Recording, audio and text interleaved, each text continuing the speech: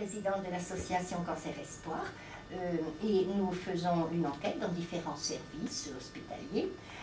Nous sommes venus la dernière fois, il y a Madame Annie Joachimowitz qui nous avait accordé aimablement une interview qui a traité la première partie d'un grand thème qui se nomme donc l'hémodialyse, et elle avait parlé en première partie donc de différents types de dialyse, hein, et puis donc la dialyse péritonéale et l'hémodialyse. Elle a insisté sur la chronicité et l'irréversibilité de l'insuffisance rénale quand elle n'est pas accidentelle. Et puis elle a beaucoup développé aussi la nécessité d'une prise en charge du patient au niveau moral par votre service. Alors à présent, je vous demanderai de développer, dans la mesure du possible, les problèmes, différents problèmes techniques qui nous interpellent, parce qu'on n'est pas dans le secret des dieux, hein. Et ensuite, si vous avez encore le temps, de nous parler un peu des greffes du rein. Alors, est-ce que vous voulez nous parler de la technique d'une façon non interrompue, ou vous préférez des petites questions? Alors, voilà, parce que c'est tellement large et vaste. En quoi consiste l'hémodialyse? Première question. D'accord. Donc, alors c'est une question vaste. L'hémodialyse consiste à épurer le sang du patient insuffisant rénal à travers une machine de dialyse, un générateur de dialyse, et on fait passer donc le sang à travers un rein artificiel. Pour cela, donc, il nous faut un abord vasculaire sur, en général, le bras du patient, ou un cathéter central. Bien sûr, tout un appareillage, donc un générateur de dialyse. Je pense qu'on détaillera peut-être après par la suite un petit peu comment il est composé, comment il se structure. Et puis, donc voilà, à peu près pour le... Justement, j'en arrive à ce fameux branchement de l'entrée et de la sortie du sang. Je crois savoir qu'il se réalise sur le bras, peut-être aussi ailleurs, et grâce à une fistule aussi veine-artère. Alors, j'ai pas bien compris, personnellement. Est-ce que vous voulez peut-être un peu développer ça? Alors, pour pouvoir dialyser le sang du patient, il nous faut un débit sanguin suffisant pour pouvoir passer une quantité de sang importante dans le générateur de dialyse. Annie vous a peut-être expliqué précédemment que les séances d'hémodialyse duraient 4 heures et que durant ces 4 heures, on allait épurer l'ensemble du sang du patient. Donc il va falloir que le sang passe dans cette machine d'une façon importante et répétée. Donc on a un volume de sang assez important qui va devoir passer dans la machine. Pour ça, il faut qu'on ait accès au sang du patient, mais d'une façon importante, avec un débit assez important. Bien sûr, on a dans notre corps humain les artères, qui sont des tronçons importants, mais qui ne sont pas piquables. C'est bien que quand on pique une artère ou quand on se coupe une artère, c'est un flot important, mais on a des difficultés pour réparer cette artère, on est obligé d'intervenir. Donc on ne pourrait pas piquer directement dans une artère du patient. Par contre, dans notre corps, on a des veines qui, par contre, quand vous faites une prise de sang, vous vous rendez compte qu'il n'y a pas un débit important, mais qui ont la possibilité de se dilater. Donc chirurgicalement, un chirurgien va intervenir sur le bras du patient, en général au niveau radial, plus rarement au miral, pour créer une fistule artério-veineuse, qui est la liaison entre une artère, qui a un gros débit, un gros calibre, et une veine, de plus petit débit. Cette liaison va faire que la veine va se dilater et va être piquable et va fournir un volume de sang beaucoup plus important puisqu'il va y avoir une dérivation de l'artère. Donc c'est fait par un chirurgien lors d'une hospitalisation. On a d'abord une cartographie qui va être faite sur les artères du patient. Et puis donc, le chirurgien va réaliser l'opération. On va laisser un certain temps de repos pour que la veine puisse avoir ce calibre important. Et au bout d'à peu près 1 mois, on va pouvoir ponctionner cette fistule artério-veineuse. À savoir que le volume de sang total dans le corps humain est à peu près 5 litres et qu'une fistule en moyenne, dans une fistule, passe en moyenne entre 800 millilitres et 1 litre par minute. Ah, oh là là, ça c'est... Donc c'est important pour le patient de le savoir, de pouvoir prendre les précautions nécessaires, que ce soit en termes d'hygiène, de protéger son bras, de ne pas porter de charges lourdes, voilà, de faire attention à tous les risques de coupure, de blessure, et puis de savoir la conduite à tenir en cas de saignement. Parce qu'il peut y avoir un saignement qui se fait, soit après une séance d'hémodialyse, puisqu'on a forcément des petites croûtes qui vont sauter et qui vont faire un saignement, soit par une blessure quelconque.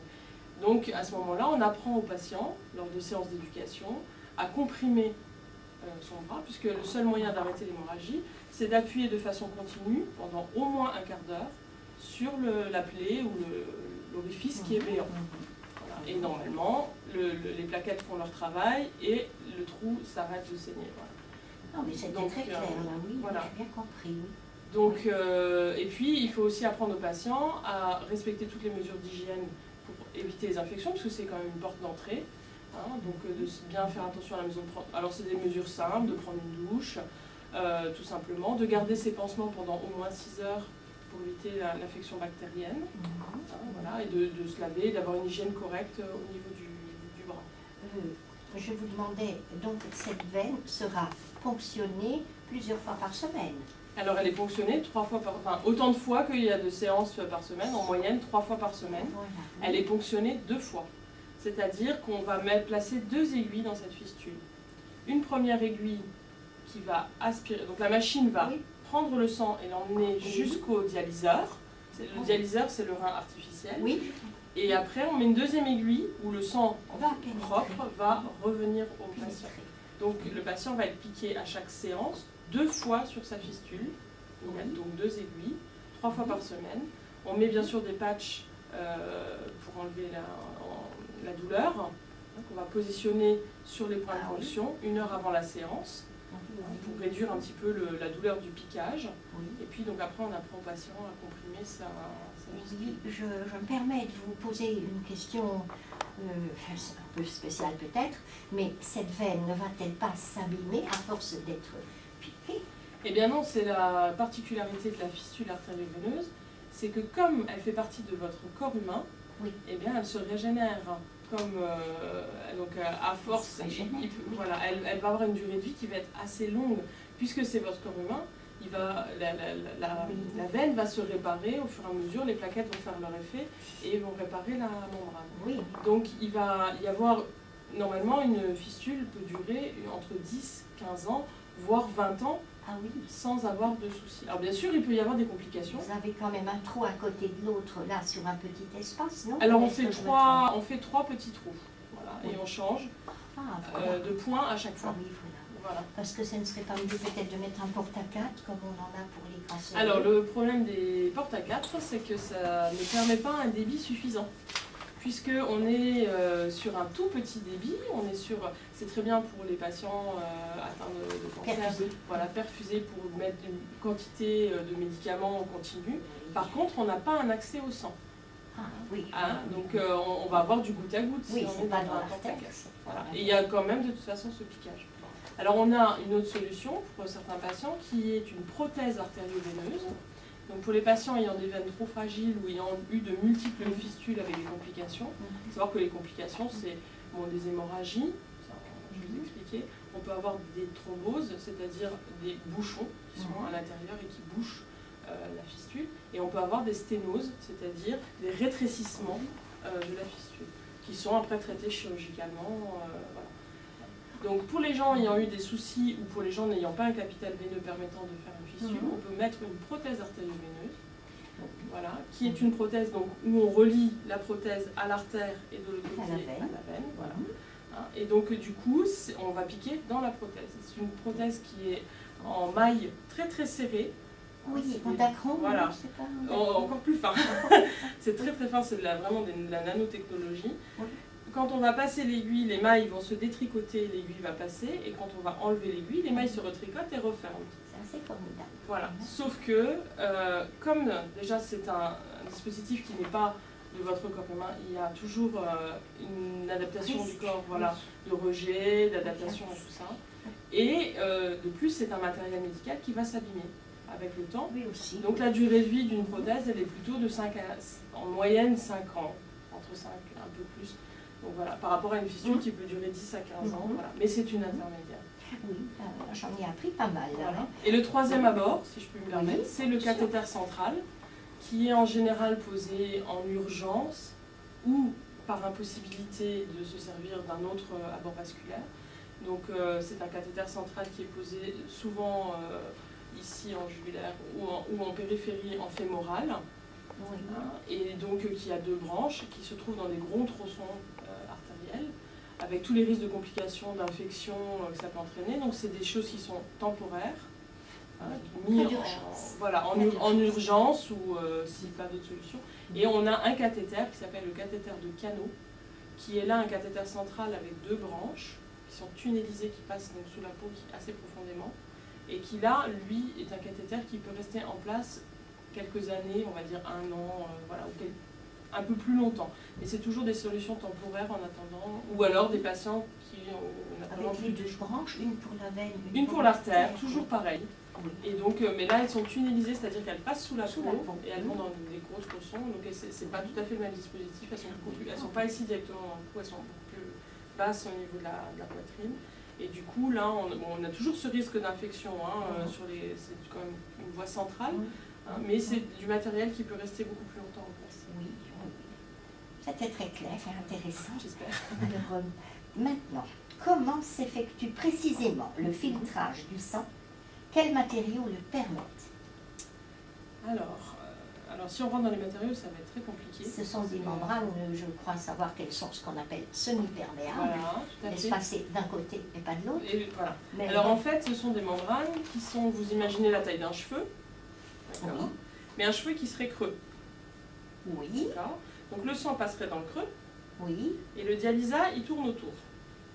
Le dialysa, c'est quoi? Alors, on va peut-être reprendre. Donc en fait, le rein artificiel, il se compose d'une entrée de sang et d'une sortie de sang. D'accord? Oui, Le sang, il rentre en haut, il passe à travers cette fibre creuse, donc un petit tube, mais qui est fin comme un cheveu. Donc on en a plusieurs millions dans un rein, et il ressort de l'autre côté. Mais il faut bien à un moment donné qu'on sorte les éléments qui sont dans le sang, qui sont toxiques, l'eau qui est en trop, voilà, les impuretés et l'eau.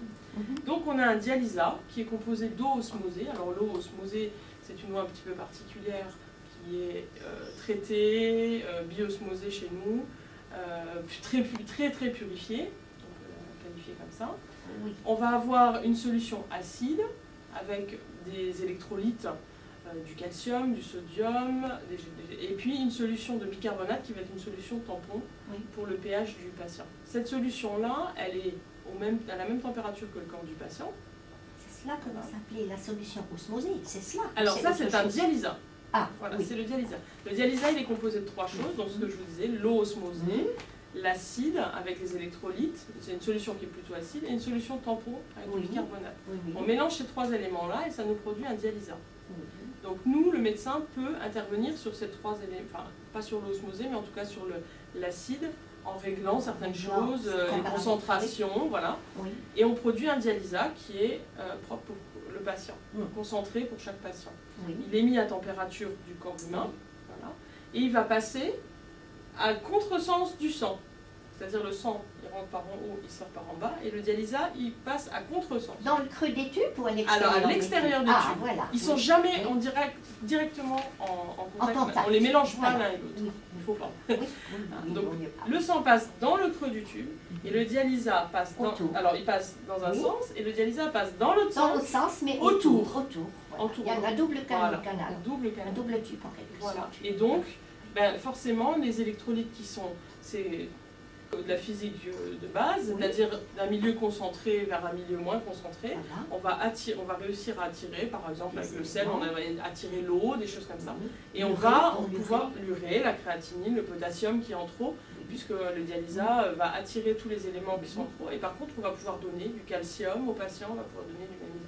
Voilà, il y a des éléments qui vont pouvoir rentrer dans le sang du patient. Ça, je l'ignorais, que vous faisiez rentrer des éléments dans le sang. Donc, ça va dans les deux sens. Là, c'était très clair. Hein. Oui, alors, la nécessité des constantes sanguines doit évidemment être respectée.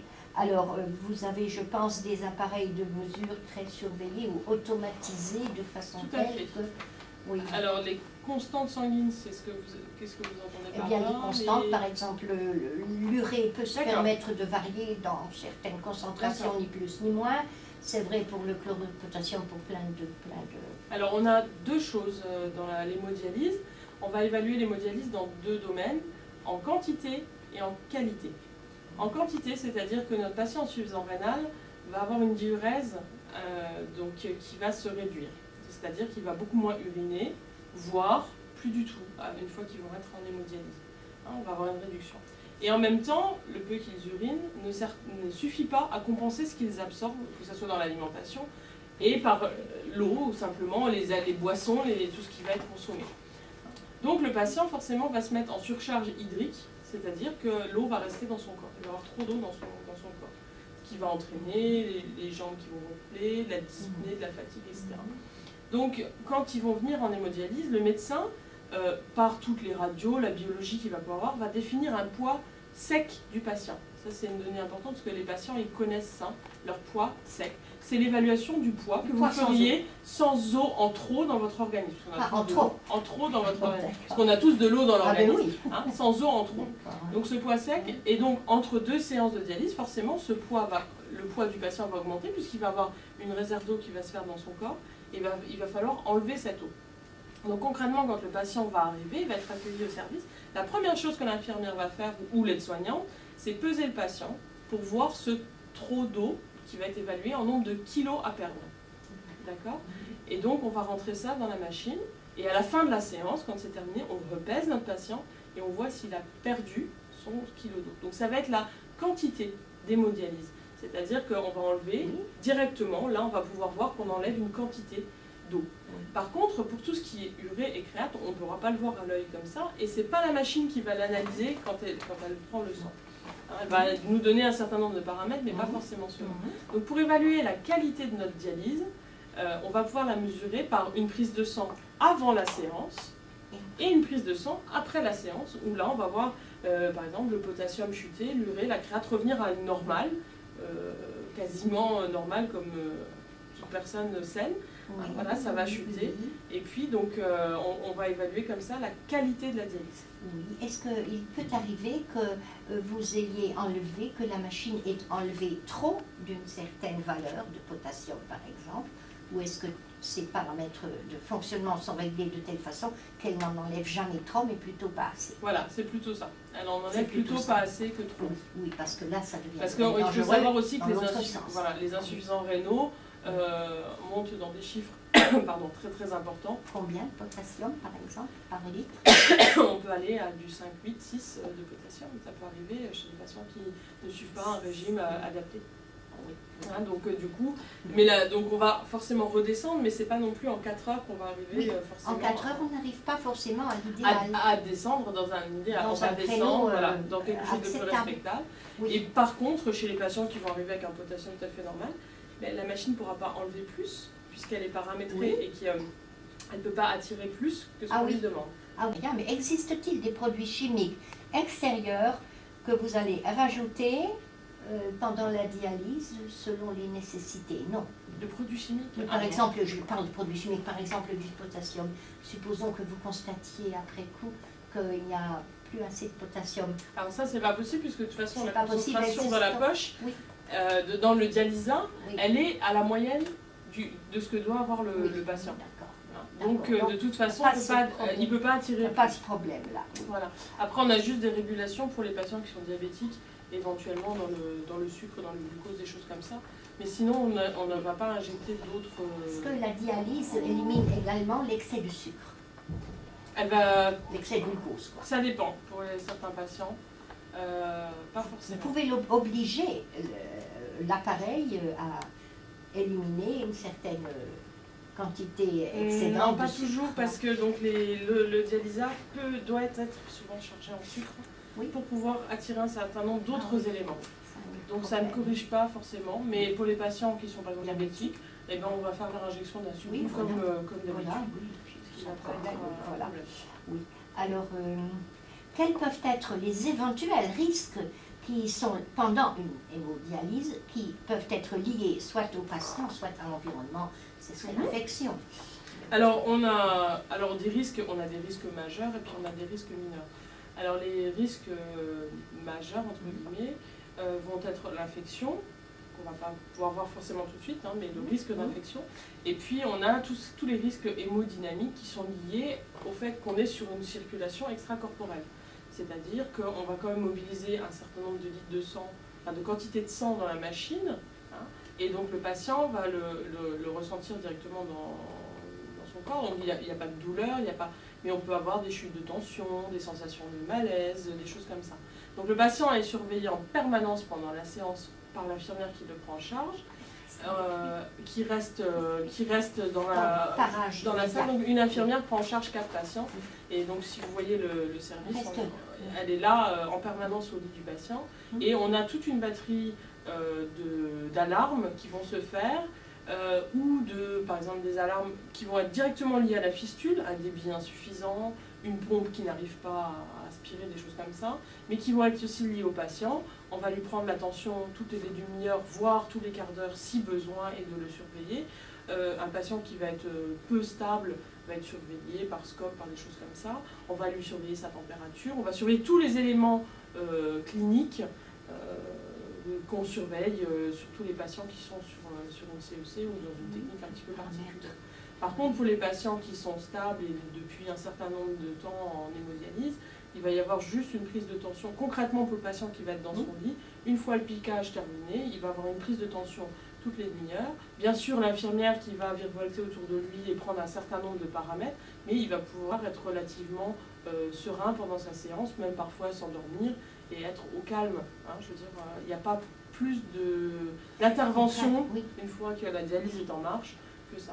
Parce que vous pouvez être amené à surveiller, si je comprends bien, la tension d'un patient à risque plus souvent que toutes les demi-heures. Ah bah oui, comme tous les patients à risque, comme dans une réa. Et le sang du patient qui lui est extérieur et qui est dans la machine, il représente quel volume?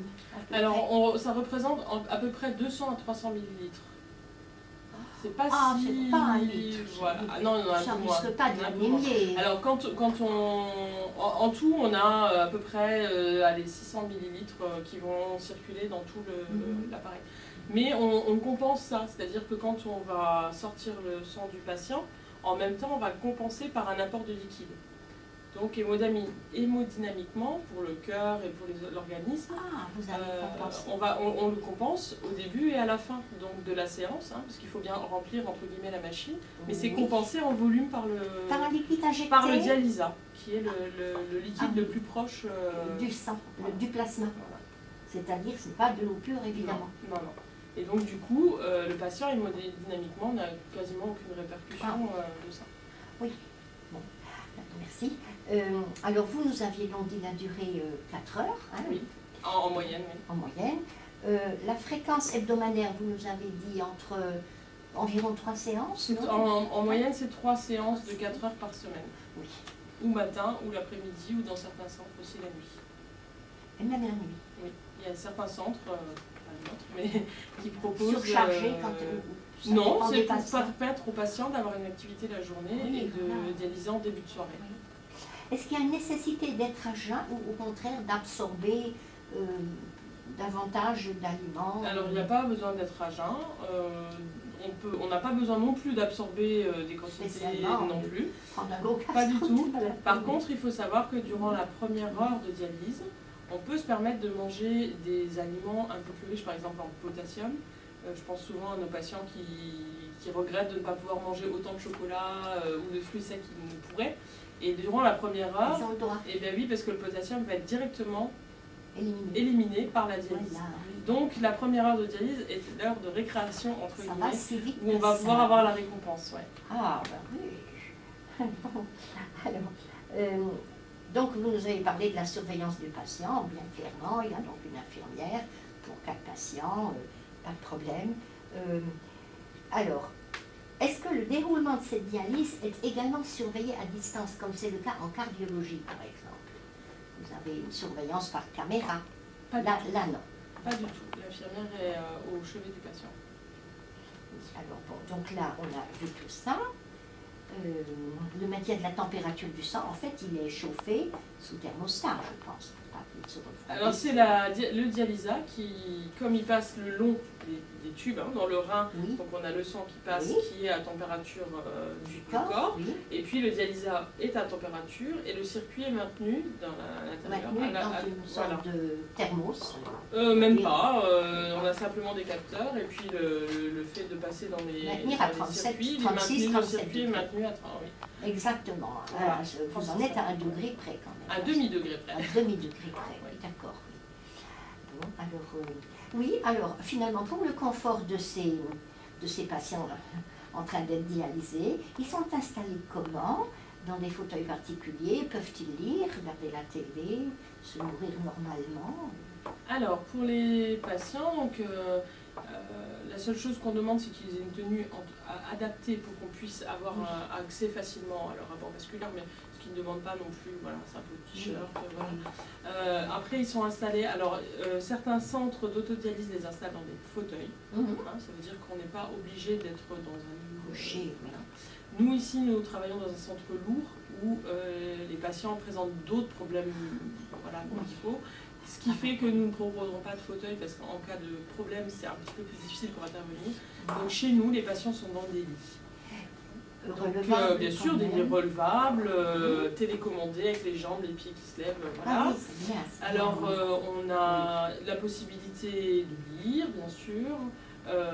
Ils ont souvent des contacts avec les autres patients dialysés autour et donc souvent, voilà, il y a des c'est un peu comme en chimio, voilà. Sympa, il y a la télévision. On n'a malheureusement pas plus d'activités que ça. Après, nous, on propose aussi, donc le programme d'éducation thérapeutique est aussi fait pour les patients en hémodialyse et les infirmières de consultation. Donc nous rencontrons les patients en hémodialyse pour leur proposer tout un programme d'éducation personnalisée. Oui, pendant l'hémodialyse. Pendant les séances d'hémodialyse. Donc ce sont des petites séances qui durent entre 20 et 30 minutes. Qui apporte un certain nombre d'éléments au patient et qui lui permet de retravailler, alors que ce soit sur un aspect tout à fait pratico-pratique, sur la fistule, comment est-ce que je dois faire à la maison, voilà des questions. Que ça soit sur la diététique, comment est-ce que je dois manger, comment est-ce que je dois m'alimenter. Et puis ça peut être beaucoup plus vaste puisqu'on s'adapte, puisque c'est la demande du patient, et nous on va répondre à la demande du patient. Donc ça peut être comment est-ce que je dois faire pour partir en vacances. Quelles sont les associations que je peux contacter en cas de problème, où est-ce que je peux être orientée, voilà, ça peut être très très large. Et puis, donc, par exemple, on peut proposer aux patients des accompagnés pour monter un dossier pour partir en vacances. Justement, ça pose problème, j'y avais pas pensé, comment ils font ces gens-là? Alors, il n'y a pas de problème pour partir en vacances, puisque les gens qui sont hémodialysés, il y a des centres de dialyse dans l'ensemble de l'Europe et dans l'ensemble du monde. Alors tous les centres de dialyse en Europe ne posent quasiment pas de soucis, ont à peu près les mêmes conditions de sécurité et d'hygiène que la France.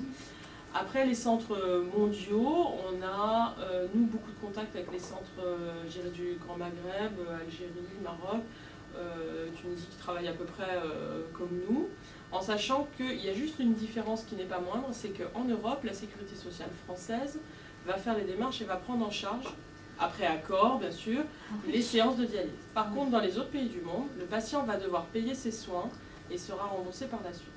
Ce qui entraîne quand même des frais, et voilà. Et on a quelque chose qui fonctionne très bien aussi, on a sur la Méditerranée, je ne sais pas si c'est sur l'océan Atlantique aussi, des possibilités de partir en croisière sur des très gros bateaux qui sont équipés de postes d'hémodialyse avec des infirmiers et des médecins à bord. Et donc ça permet aux patients de bénéficier de ces séances à bord du bateau et de faire des excursions la journée, d'avoir une vie. Voilà. Donc, et c'est vous qui fournissez les adresses? Alors il existe un annuaire de tous les centres mondiaux. Donc le patient, il faut qu'il trouve son endroit, comme vous, se réserver ses vacances, sauf que lui, il va falloir qu'il planifie qu'il soit pas loin d'un centre. Et la seule contrainte majeure, c'est qu'il faut qu'il y ait de la place dans ce centre pour l'accueillir. Donc c'est-à-dire que les vacances ne se préparent pas la veille. On dira qu'entre 4 et 6 mois sont nécessaires pour être sûr qu'il y ait de la place. Une fois que le centre d'accueil donne son accord, il y a à peu près un mois de démarche à faire entre la sécurité sociale et puis le lieu. Et puis après, il suffit d'une simple liaison entre notre médecin et leur médecin pour transmettre les informations nécessaires et le dossier du patient. Et il peut partir. Voilà. Une question qui me vient à l'esprit là. Vous en connaissez beaucoup des patients qui sont passés par chez vous et qui ont été suivis par, bon, pas suivis, ces vacances précisément. On a deux cas de patients. On a les patients qui partent en vacances, je dirais comme vous et moi, une fois dans l'année ou 2 fois dans l'année, qui partent régulièrement. Alors, je ne peux pas vous donner un pourcentage, mais on a quand même une dizaine de patients qui partent tous les ans pendant 8-15 jours, parfois dans la famille aussi. Et puis, on a 2 patients qui partent très régulièrement en croisière. Après, on a toute une population de patients qui partent pour des plus longues durées, c'est-à-dire entre 3-5 mois, souvent des patients qui partent au Maroc ou en Algérie, dans des retours familiaux, et qui partent de longues périodes. Alors on a aussi des gens qui partent au Portugal, par exemple, qui ont une maison là-bas et qui vont faire 6 mois de dialyse chez nous, 6 mois de dialyse au Portugal. Donc on traite un petit peu tous les voilà, on a 2 sortes, ceux qui partent pour des grandes vacances et puis ceux qui partent ponctuellement, voilà. En sachant qu'on peut faire aussi un aménagement des séances de dialyse sur les week-ends, c'est-à-dire pour les gens qui veulent se déplacer pour un mariage ou pour un événement familial, avec bien sûr concertation avec le médecin et un accord du médecin. On peut faire par exemple une séance de dialyse le vendredi matin et reprogrammer une le lundi après-midi ou le mardi matin pour permettre aux patients de partir sur une plage horaire, en sachant qu'il va falloir aussi éduquer le patient en termes de prise de poids, de diététique, et que tous les excès ne seront pas permis sur ce week-end. Alors, un patient qui est soumis à hémodialyse régulièrement, au cas où interviendrait un événement, un accident plutôt X ou Y, pendant combien de temps pourrait-il se passer d'hémodialyse sans être fortement incommodé, voire que sa vie serait mise en danger? Alors, je dirais que tout va dépendre des patients. Bien sûr, ça va dépendre de sa compliance à la restriction hydrique, c'est-à-dire est-ce qu'il suit bien sa restriction hydrique. Les patients qui prennent beaucoup d'eau entre 2 séances, ça va mettre beaucoup plus vite les choses en péril. Je dirais que c'est de quelques jours avant qu'on ait les premiers signes de surcharge. Et voilà, pour les patients vraiment les plus compliants, ça peut aller à peut-être 1 semaine ou 1 semaine et demie. Oui, au maximum. Voilà, au grand maximum sans dialyse. Mais en général, les vie complications arrivent très très vite. Et par votre centre, pouvez-vous dire en moyenne, par exemple en un mois, combien d'hémodialyse, je ne demande pas combien d'hémodialyse vous faites, mais combien d'hémodialysés passent entre vos mains alors, je pourrais faire le calcul, on a 27, il faudrait faire le calcul. On a 27 postes de dialyse. Donc en tout, normalement, on a 3 lits de repli qui fonctionnent matin, donc 24 postes à temps complet et 3 lits de repli. On a 24 patients plus 3. Pas 24 heures sur 24 quand même. Qui fonctionnent matin et après-midi. Oui. Donc ça fait 48 patients par jour. Voilà. Pendant 7 jours, non oui, 7 jours. Pendant 7 jours. Alors, lundi 7 fois 5, samedi. 35, ça ferait 350 patients par semaine. Alors, c'est les mêmes patients. Qui viennent 2 fois par semaine. Voilà. En tout, notre centre, on a 110 patients. Voilà. Au grand maximum. Je crois que notre file active, elle doit être de 103. Voilà, c'est la moyenne. 110 par rapport. patients. Comptez 103 patients qui viennent 3 fois par semaine. Voilà. Mais en nombre de séances, c'est énorme.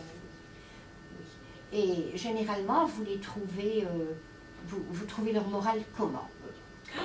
C'est très variable. C'est très variable. On a des gens qui vivent plutôt bien le fait d'être insuffisant rénal et d'être traité. Ça va des 2 extrêmes. On a des gens qui sont des personnes très âgées, qui sont isolées, qui n'ont plus beaucoup de famille et qui finalement, venir en hémodialyse, ça fait une famille et puis un contact social. On a des gens qui sont très très isolés. Et puis on a des gens qui forcément... alors c'est surtout plutôt les personnes âgées qui sont plutôt contentes d'avoir du contact et du lien. Par contre les gens plus jeunes le vivent plus difficilement. Voilà, parce que ça entraîne quand même des contraintes d'horaire, de venir en séance. Alors après on a vraiment tous les cas de figure. Nous, en éducation thérapeutique, on voit un petit peu tous les cas de figure. Moi, j'ai pris une dame en éducation thérapeutique qui se sentait très très mal d'avoir perdu son emploi, était au chômage, et très très mal de rester à la maison. Et le jour où elle a démarré son hémodialyse, le fait de sortir de sa maison 3 fois par semaine, Oui. c'était comme si elle repartait au travail. Oui, oui, Et en oui, plus, oui. comme elle venait en éducation thérapeutique, elle apprenait des nouvelles choses qu'elle pouvait restituer à sa famille, ça lui a redonné une estime Oui, d'elle. oui, Et oui. puis le fait, un Non, lien non, social c'est- avec nous. Ça peut être, Voilà, et tout ça à peut fait être un bénéfique pour moteur le vers moral, quelque hein, chose oui. d'autre. Et le moral, ce n'est pas rien Ça peut être, dans ces choses-là. Hein. C'est très important. Vous avez vraiment été très clair, très Je dirais juste précis, que très la professionnel. difficulté de l'hémodialyse, Oui, c'est la chronicité. Parce que quand vous êtes branché sur une machine 3 fois par semaine, pour votre vie entière. alors voilà, il y a certains qui vont vers la greffe, mais pour ceux qui ne vont pas vers la greffe, on sait que c'est pour sa vie entière. Et c'est ça qui est difficile souvent d'accompagner le patient chronique, qui a des hauts, qui a des bas, et puis on rentre dans sa vie, on rentre dans son intimité, puisqu'on le voit 3 fois par semaine pendant 4 heures. Il connaît les infirmières par cœur. On a un lien aussi qui se fait avec le patient qu'on ne trouve pas dans un autre service. Peut-être en chimio, peut-être. Peut-être, oui, en chimio chimio. aussi. Ouais, Parce que peut-être. là, il y a... Mais nous, on les a jusqu'à la fin de leur jour. Voilà, Voilà. la C'est différence. sur des années. On a des patients, moi ici c'est ma 10e année, qui sont là depuis avant moi. Qui sont là depuis 15 ans. Et qui connaissent toutes les infirmières et toute la vie des Les infirmières. yeux fermés. Ouais. Je vais devoir vous interrompre parce que je ne me suis pas rendu compte de ce qui passait et il faut que vous parliez, que vous nous parliez encore un petit peu des greffes de rein. D'accord. Voilà, vous oubliez complètement. Je vais essayer de vous répondre. Alors, mais, en quoi consiste donc ce que l'on nomme l'histocompatibilité? Voilà. alors, c'est un peu compliqué. Je vais essayer de vous en parler parce que nous, la greffe, on fait tout ce qui est accompagnement. Mais la greffe Ah oui. en elle-même, Oui, ça va être plus compliqué pour moi de rentrer dans Je le me détail. permets peut-être pour le public qui vous visionnera de préciser que ce mot un peu complexe veut quand même dire la compatibilité Compatibilité. entre le tissu du donneur et le Voilà. tissu du receveur. Hein, Alors voilà. bien sûr, la greffe, donc on va avoir notre patient qui va être demandeur, qui va être proposé, Oui. volontaire pour la greffe. Et on a 2 sortes de greffes, les greffes de donneurs vivants qui sont quelque chose de très rare, c'est-à-dire un membre de la famille ou parenté qui donne un rein au patient, ou alors le donneur morbide qui va se présenter et puis donc on va appeler le patient. Donc il faut bien s'assurer évidemment au niveau génétique, parce que là c'est que le rein du donneur va être compatible avec le rein du receveur. Et pour cela, eh bien, ils ont leur Toute une règlement, batterie, toute une voilà, batterie d'examens, d'appareils oui. et de spécialistes. Voilà. On ne vous en demandera pas plus à ce propos. Bon. Alors, une greffe de rein avec un rein donné par le père ou la mère ou la sœur ou le frère est-elle toujours possible? Eh ben non. Ah, voilà. Déjà, Il y a la- pas toujours de... C'est pas toujours possible parce qu'il compatibilité. faut avoir le même groupe sanguin Oui. déjà Oui. à la base. Oui, oui, oui. Et après c'est aussi Une compatibilité, compatibilité plus fine et il faut aussi que le donneur soit en capacité de pouvoir donner. C'est-à-dire qu'on peut avoir le même groupe sanguin et ne pas avoir un état de santé qui permet oui, oui. de donner, surtout dans les maladies génétiques ou qui sont transmises, où parfois les enfants voudraient bien donner aux parents, mais le risque est que l'enfant un jour développe aussi une insuffisance rénale, donc on ne peut pas le priver d'un rein. Hein. On a aussi toute cette part-là. Oui. Donc on peut être donneur, volontaire, être motivé, avoir le même groupe sanguin, Et même ne pas être compatible à la fin, ou même parfois Même ne pas parfois. avoir l'état de santé. l'état de santé nécessaire. disponible. Oui. Oui. Alors, bon, donc, qu'est-ce que je dis? Alors, au CHR de Thionville, donc ici, combien de patients, pourriez-vous nous dire, ont pu bénéficier de cette technique de greffe d'un rein lors du dernier relevé annuel? Alors l'année dernière, nous avons eu 3 patients greffés. Oui.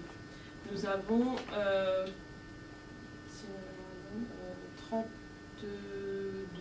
32 patients demandeurs en attente de greffe.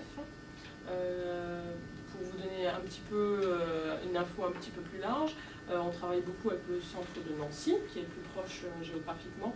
À Nancy, ils ont 350 patients en attente de greffe et ils ont 120 nouveaux patients chaque année et ils en greffent 90 par an.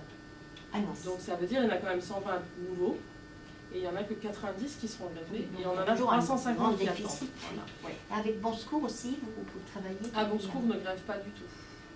Ah non. Non, il n'y a pas de centre de greffe. Ah, c'est donc Nancy c'est et Strasbourg. Strasbourg. Mais Voilà. Strasbourg est un peu plus éloigné géographiquement. Oui, d'accord. Oui. Oui. Alors, est-ce que vous pourriez nous donner le délai moyen d'attente? Complètement variable en fonction du groupe sanguin. Oui. Ah. On a des groupes, comme quand vous êtes donneur de sang, on sait qu'il y a des groupes qui sont très rares, et puis il y a des groupes qui sont moins rares. Oui. Et bien là c'est pareil, on a des groupes sanguins, forcément si les vous gens êtes dans qui le bon décèdent, groupe, vous avez plus de chance. vous avez plus de chance, voilà. Oui, voilà. En sachant qu'au fur et à mesure de l'attente, vous montez sur la liste d'attente et vous avez plus de chances d'être appelé.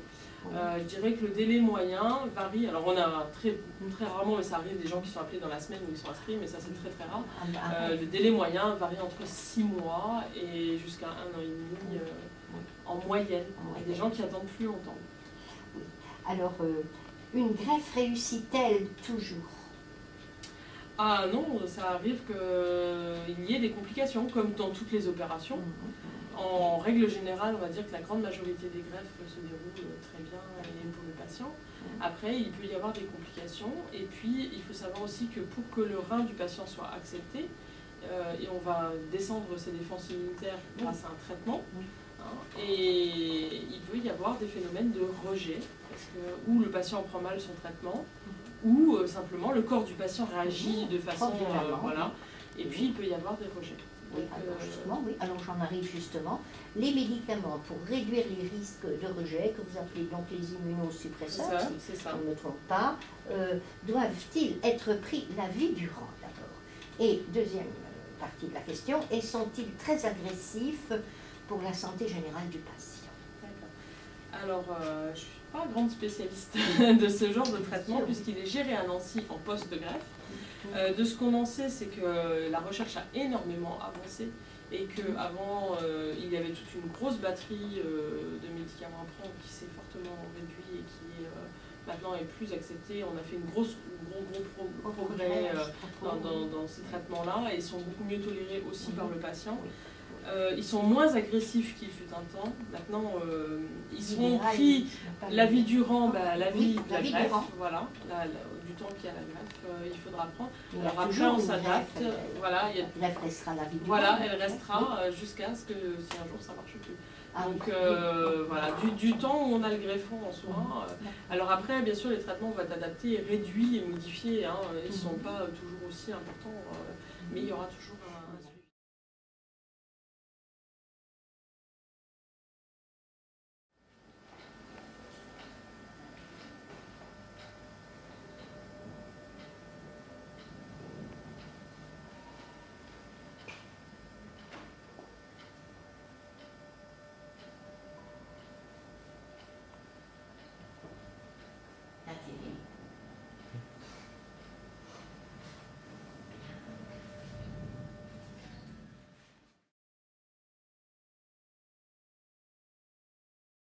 Regardons juste le bras. Voilà, et donc on a le sang dans la machine. Répétez parce que là je ne sais pas entendre. Voilà, donc on a vu la fistule du patient avec donc un circuit qui rentre dans la machine. On voit la pompe qui tourne pour prendre le sang du patient. Et voici donc là la partie la plus importante, le rein artificiel. Où on voit les fibres, je ne sais pas si vous arrivez à les voir. Les innombrables fibres. Donc le sang arrive ici, passe dans les capillaires, donc au centre du tube, ressort ici, voilà. Et ici en parallèle, on a notre dialysa, voilà, qui est constituée alors d'une poche d'acide qui est derrière, qui est ici, voilà. De l'eau qui vient par le tuyau noir derrière, qui est fabriqué par une machine, et ici de la solution tampon qui est le bicarbonate. Et la machine fait le mélange. La machine fait le mélange. Oui. Donc on peut régler certains paramètres, la concentration, etc., le sodium, le taux de sodium, des choses comme ça, la température, et voilà, on a une température qui se règle toute seule. Il y a 35,5 là, de température. Voilà, c'est normal. Ah, c'est normal. Voilà, c'est pour respecter l'équilibre hémodynamique du patient. C'est volontaire. C'est bon. la machine qui règle tout seul en fonction de l'hémodynamique du patient. Mais son sang à lui, il est toujours à 36. Oui. Et donc là, le dialysa, une fois qu'il est mélangé, préparé, il va passer à l'inverse du sang. Donc le sang passe de là vers l'un, Oui, et le dialysat va passer au sens inverse. oui, comme vous nous aviez Donc le dit, dialysat propre arrive ici, dans un propre, double hein. tube, oui. Et le dialysat, entre guillemets, chargé en éléments toxiques et en eau, Oui, ressort ici et s'en va à l'égout. et s'en va aller. Voilà. C'est bien, c'est bien. Voilà, et puis donc on surveille tout un nombre de paramètres. Rappelez-nous, quel débit votre filtre? Ici, Vous donc nous l'aviez la fistule débite jusqu'à 1 litre, entre 800 et 1 litre. Mais en combien de temps? Par minute. Ah, par minute. Ah, par minute. Ah là là, oui. Et ici, donc on a un débit, la pompe elle aspire 350 millilitres par minute. Oui. Voilà. C'est impressionnant. Merci, monsieur, là.